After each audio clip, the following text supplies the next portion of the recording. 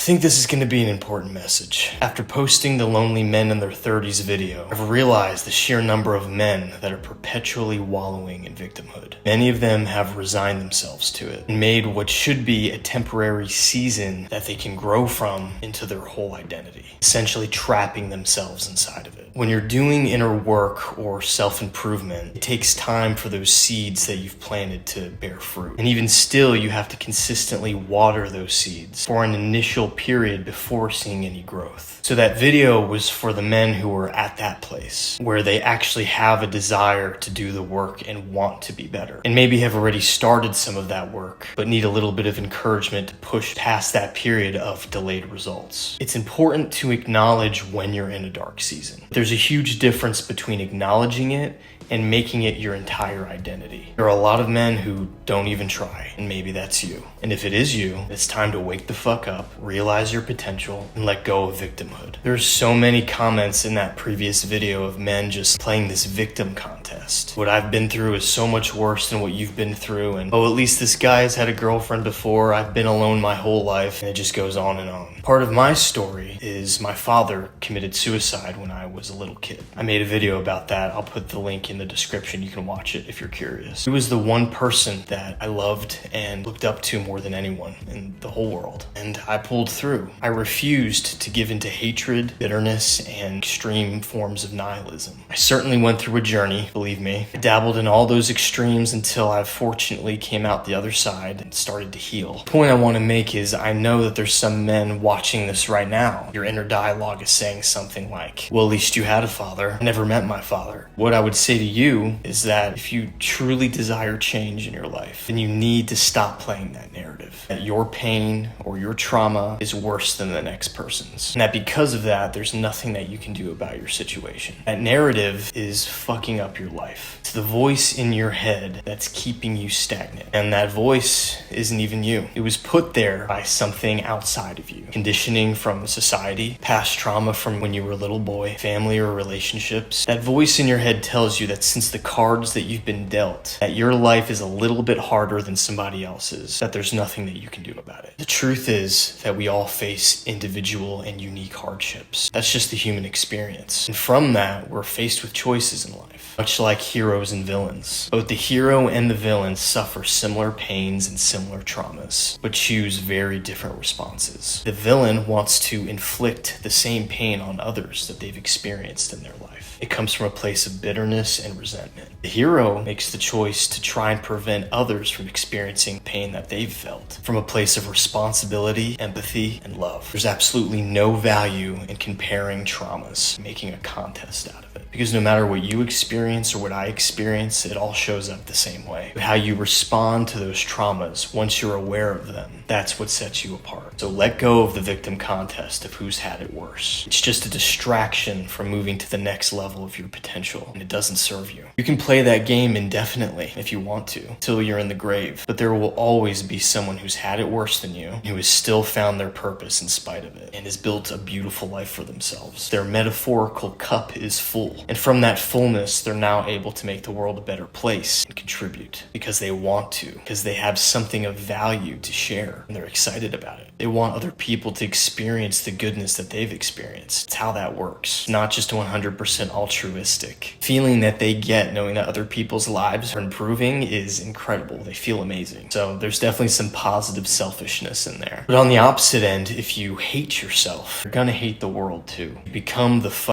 villain. And if you also had power on top of that, you would make the world a worse place. You'd essentially become a tyrant. I'm going to nerd out for a second and say the reason why something like Star Wars is so powerful and impactful is because fictional stories like that usually contain within them universal truths that resonate with the deeper sides of people. The idea of the force and the dark side and the power of your choices, your interpretation of the world and the events that take place as a result, it shapes your entire future. There's truth in movies like that. So there seems to be three groups of men. The first group of men aren't in a good place. Maybe they went through a divorce. They don't have any friends or a support group right now, but they've decided to do the work. They've mustered up enough self-love to say, okay, I've only got one life, at least this incarnation or version of life. No one knows the answers to exactly what lies beyond the curtain of death or the afterlife. That's a whole nother topic. But these men are determined to pull themselves from the darkness, to push through to the other side no matter how difficult or how long it takes. And if you fall into that category, that's fantastic. I'm proud of you. Keep going. The second group is just pure darkness, nihilism. Their ego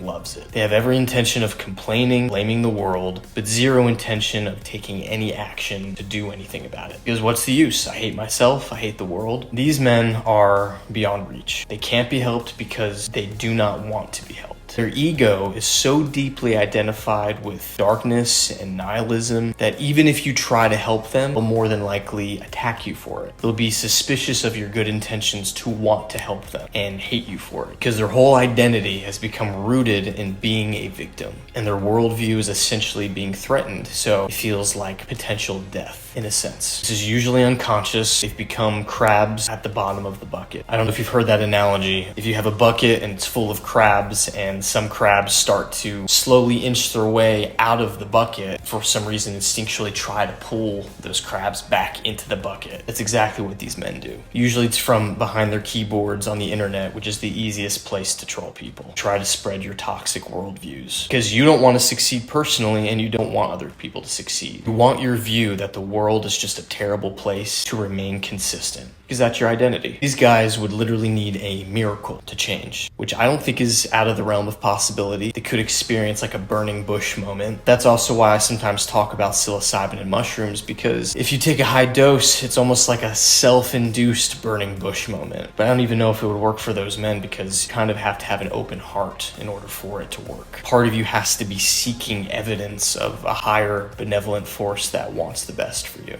If you don't get the burning bush reference in the Old Testament story of Moses, he essentially was in the wilderness, and higher power started speaking to him through this burning bush that was on fire. It wasn't being consumed by the flames. So I'm just using that as a metaphor. And there's the third kind of man who's in the middle. They're on the fence, essentially. They still might complain a lot, blame the world. Really, it's more of a cry for help and direction. And this video is for them. I've been that person before. The issue is, it's almost impossible to differentiate between the second type of man and the type that's on the fence. Because on the surface, they say a lot of the same things. I've been at that place where I was so deep in victimhood that if it wasn't for certain aha moments that came at the right time, I don't know if I myself ever would have snapped out of it. There's definitely a level of grace that I'm thankful for. And if there's even a 1% chance that this video could be that for somebody else, then the effort of posting this little rant of mine is worth it. It can take some of those men that are on the fence and push them towards hope, to realize how much power you actually have to pull yourself out of the darkness, to shake off the victim mentality and paradigm that your situation is the world's fault. It might be, but everybody is a victim to some degree. That's part of this physical existence. And obviously there's levels. There are people who've been in much worse situations than you or me, with way less resources, who have figured out a way to still reach their potential and make an impact. There's people like Stephen Hawking, who started out with a completely normal life. He was an intellectual, a bright future, and then out of nowhere he got ALS, lost his ability to walk, to move, to talk like a normal person. Yet in spite of that, his legacy and contributions to humanity and science is far beyond what most people would accomplish in multiple lifetimes. The movie Theory of Everything, I think, does a great job at summarizing his life. Helen Keller, she was born blind and deaf. She wrote an essay called Optimism. I highly recommend you read this.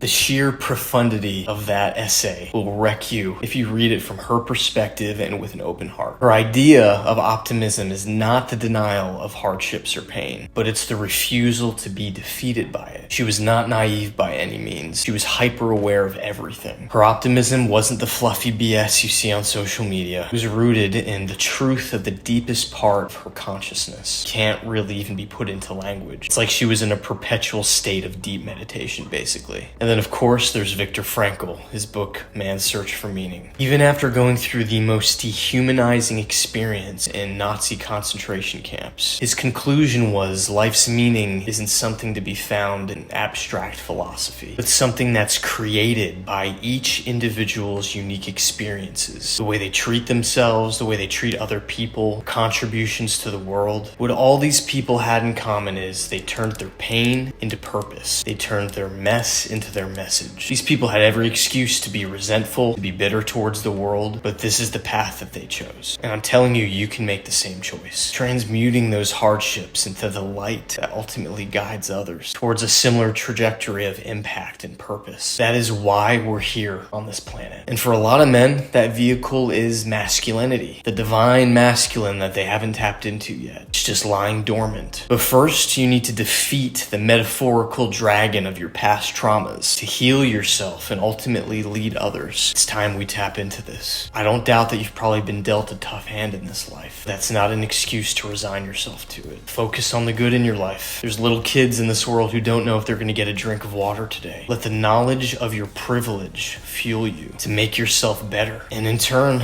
the world becomes a little better too. It's your choice. Choose wisely. The rest of your life and how it unfolds depends on the worldview that you choose to adopt. You can stay in unwavering nihilism and darkness, or you can refuse to be defined and defeated by it and become a source of light, a unique light in this world. No one will ever shine exactly the way you do or exactly the way I do. Those little differences is what gives life color. You are meant for more. You're capable of more than you can possibly imagine. And when I say that, maybe you feel something, like a stirring inside you. Don't ignore that. I'm not special, but I am a conduit for something higher. And so are you. We all are. We all have that potential. Most of us just haven't realized it yet. Most modern men are living their lives unaware of the power that they have. And so there's people like me who are meant to shine awareness. And within you, you have the same ability. But you have to find yourself first. You have to go within. You got to face the demons and realize your true essence. You are powerful. You might not care about the rest of the world right now, and that's completely okay. Step one is learning how to care about yourself. Because I'll say it again, if you hate yourself, you're going to hate the world too. You are loved, you matter, and you've barely scratched the surface of what you're capable of. Make the changes. I know it can be hard to start. So watch this video next if you want some actionable steps that you can take right now. Share this video with someone you think can use it. Subscribe if you got something out of this, and thanks for watching.